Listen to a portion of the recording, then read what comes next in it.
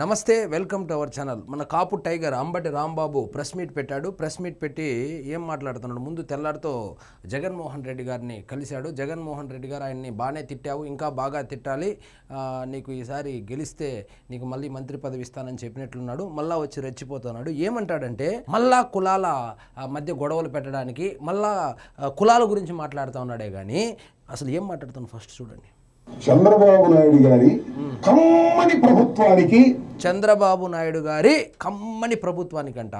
Only కమ్మోళ్ళు ఎంతమంది ఉంటారు ఆంధ్రప్రదేశ్లో? తిప్పి తిప్పి కొడితే 5% ఉంటారు. ఆ 5% 6% ఉంటారు మహా అంటే. సో 5% 6% ఓట్లు మాత్రమే వేస్తే చంద్రబాబు నాయుడు గారు ఏమైనా ముఖ్యమంత్రి అయ్యారా?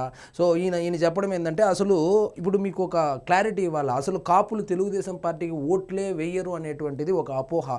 కాపులు చంద్రబాబు నాయుడు గారికో తెలుగుదేశం పార్టీకి ఓట్లే వేయకపోతే 4 సార్లు ముఖ్యమంత్రిగా ఎలాగవుతాడు? కాబట్టి వీళ్ళు రుద్దేదంతా.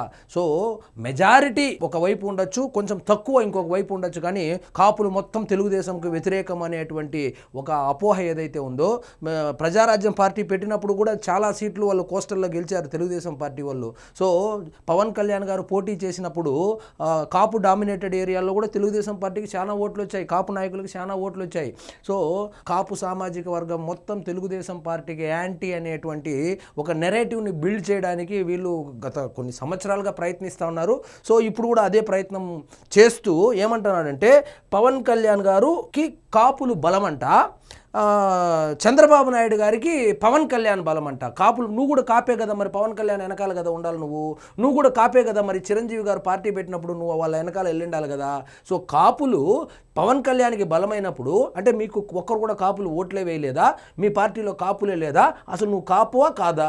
మరి నువ్వు కాపు అయినప్పుడు మరి నువ్వు పవన్ కళ్యాణ్ వైపు ఎందుకు లేదు? మరి జగన్మోహన్ రెడ్డి గారిని ఎందుకు ముఖ్యమంత్రిని చేయాలని చూస్తా ఉన్నావు? సో సరే, ఇప్పుడు పవన్ కళ్యాణ్ గారి విషయం పక్కన పెడితే, చిరంజీవి గారు నేనే ముఖ్యమంత్రి అభ్యర్థి, సో కాపులకు ఎప్పటి నుంచో అందని ద్రాక్షగా ఉన్నటువంటి ఆ ముఖ్యమంత్రి పదవి ఏదైతే కావాలని అందరూ అనుకున్నారో, అప్పుడు నువ్వు ఎందుకు రాజశేఖర్ రెడ్డి సంఖలో ఎక్కి ఉన్నావు?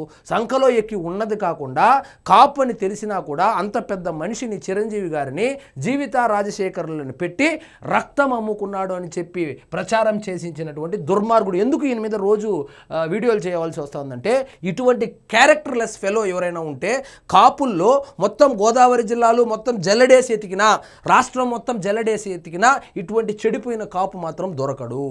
సో చిరంజీవి గారు రక్తం అమ్ముకుని, బ్లడ్ బ్యాంక్ పెట్టి రక్తం అమ్ముకున్నాడని చెప్పి జీవిత రాజశేఖర్లకు రోజు ఫోన్, ఇది నేను చెప్పడం లేదు, నా కల్పిత గాథ కాదు, మీకు ఓపిక ఉంటే యూట్యూబ్లో కొట్టండి. జీవిత రాజశేఖర్ గారులే ఏబిఎన్ రాధాకృష్ణ ఇంటర్వ్యూ అనుకుంటా దాంట్లో చెప్పారు. సో ఈయన పొద్దున్న లేచినప్పటి నుంచి నేను కాపు కాపు కాపు కాపు అంటున్నావు కదా, మరి చిరంజీవి గారు రక్తం అమ్ముకుంటున్నాడు అని చెప్పి ప్రచారం చేపించింది ఎవరు? నువ్వు కాదా? అప్పుడు రాజశేఖర్ రెడ్డి సంఖలో నువ్వు లేదా? ఇంకా చూడండి ఏం మాట్లాడతాడు. పవన్ కళ్యాణ్ గారు కాపు కాస్తున్నాడు, ఇదేదో కాపు కాస్తున్నారంట. అప్పుడెప్పుడు క్యారెక్టర్ ఆర్టిస్ట్గా ప్రయత్నించినప్పుడు ఈ తెలివితేటలు అక్కడ పెట్టింటే మంచి క్యారెక్టర్ ఆర్టిస్ట్ అయ్యేవాడివి. మా ఇంటి మీద దాడి జరిగిన కాపు కాస్తావా? అవును, మీ ఇంటి మీద ఎందుకు దాడి చేశారు? నువ్వు లకారంతో తిడితే దాడి చేశారు. సరే, అదే మాటకు వస్తాం. నువ్వు కాపు అని చెప్పుకుంటున్నావు కదా, పవన్ కళ్యాణ్ గారిని వైజాగ్ హోటల్లో బంధించినప్పుడు నీ కాపు రక్తం మరిగిపోలేదా? అప్పుడు నువ్వు కాపని గుర్తుకు రాలేదా? వెళ్ళి కాపాడాలని తెలియలేదా? అప్పుడు జగన్మోహన్ రెడ్డికి భయపడ్డావా లేదా నువ్వు కాపు కాదా? ఈ రెండిట్లో ఏదైనా ఒకటి ఉండాలా. జగన్మోహన్ రెడ్డి గారికి భయపడైనా ఉండాలా, లేకపోతే నువ్వు కాపన్నా కాకుండా పోయి ఉండాలా. సో చిరంజీవి గారిని 1 కిలోమీటర్ నడిపించిన రోజు నీకు కనపడలేదా? ఇప్పుడు వీళ్ళకు ఎగ్జాంపుల్స్కు మాత్రమే చిరంజీవి ఫ్యామిలీ కావాలి, పవన్ కళ్యాణ్ కావాలి. వాళ్ళు కష్టాల్లో ఉన్నప్పుడు మాత్రం వీళ్ళకు అవసరం లేదు.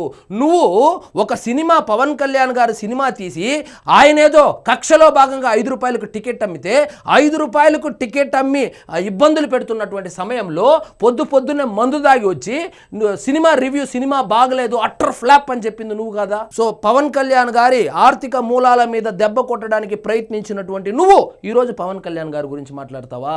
చిరంజీవి గారు రక్తం అమ్ముకున్నాడు అని చెప్పి ప్రచారం చేపించిన నువ్వు ఈరోజు కాపుల గురించి మాట్లాడతావా?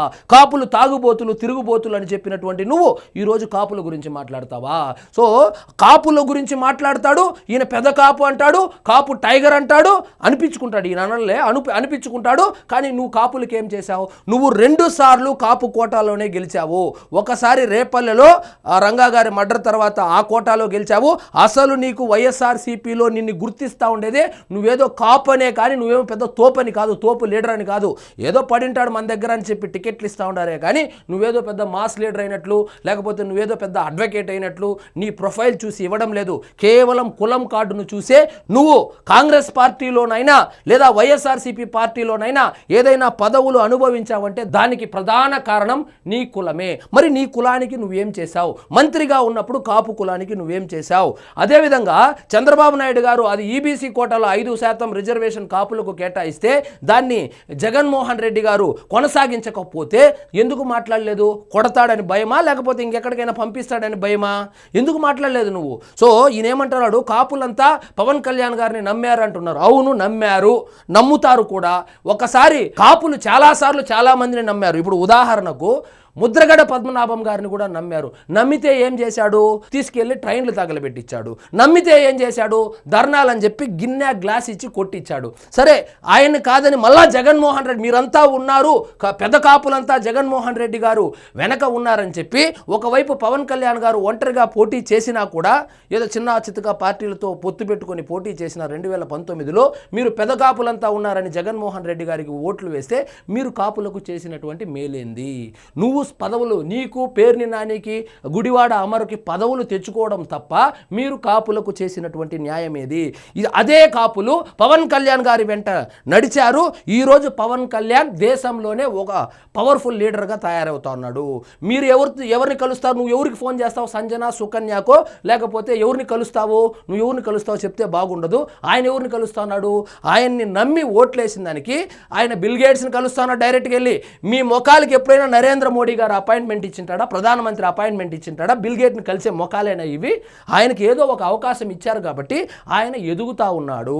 సో కాపు యువతను రెచ్చగొట్టడం కోసం కాపు కాపు కాపు అని చెప్పి ఎన్ని రోజులు రెచ్చగొట్టి, ఎన్ని రోజులు వాళ్ళను వాడుకొని వాళ్ళ యొక్క ఎమోషన్స్ మీద మీరు పదవులు అనుభవిస్తారు. అంబటి రాంబాబు, ఇంకా సిగ్గు కూడా, తెల్లెంటుకులు కూడా వచ్చింది, ఇంకా సిగ్గు రాలేదా నీకు? సో నువ్వు ఆయన చంద్రబాబు నాయుడు గారికి కాపు గాయడమేమో కానీ నువ్వు మీ కాపు బ్యాచ్, అమ్ముడుపోయినటువంటి కాపు బ్యాచ్ ఏదైతే ఉందో, మీరు ఖచ్చితంగా జగన్మోహన్ రెడ్డి గారి కుర్చీకి, జగన్మోహన్ రెడ్డి గారి ఇంటి దగ్గర కాపులు. మీరు కాపులే, జగన్మోహన్ రెడ్డి గారి ఇంటి దగ్గర కాపులు.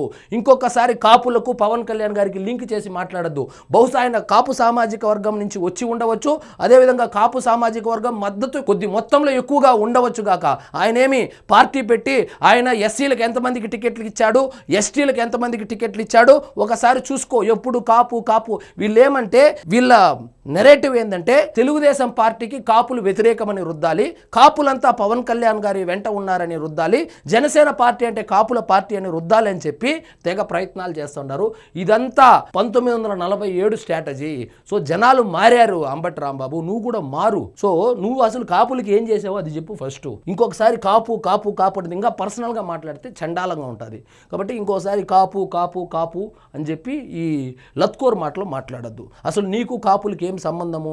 నువ్వు ఆ కులంలో పుట్టి ఉండొచ్చు కాక, కానీ నువ్వు ఎప్పుడో అక్కడికి వెళ్ళిపోయావు కదా, వాళ్ళ ఇంట్లో కాపు కాయడానికి వెళ్ళిపోయావు కదా. అప్పట్లో రాజశేఖర్ రెడ్డికి కాపు కాసావు, ఇప్పుడు జగన్మోహన్ రెడ్డికి కాపు కాస్తా ఉన్నావు.